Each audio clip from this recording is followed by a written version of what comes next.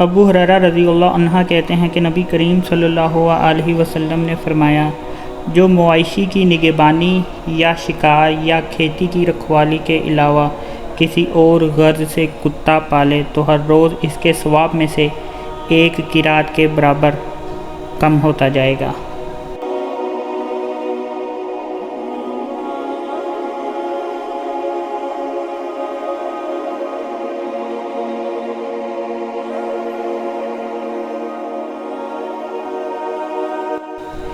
عبداللہ بن مغفل رضی اللہ عنہ کہتے ہیں کہ رسول اللہ صلی اللہ علیہ وسلم نے فرمایا، اگر یہ بات نہ ہوتی کہ کتا بھی امتوں میں سے ایک امت ہے تو میں ان کے قتل کا ضرور حکم دیتا۔ اب تم ان میں سے خالص کالے کتے کو قتل کرو۔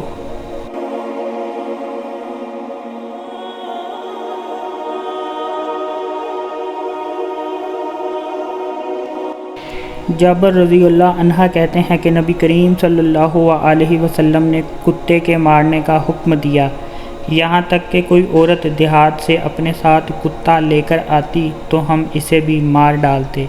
پھر رسول اللہ صلی اللہ علیہ وسلم نے کتے کو مارنے سے منع فرما دیا اور فرمایا کہ صرف کالے کتے کو مارو۔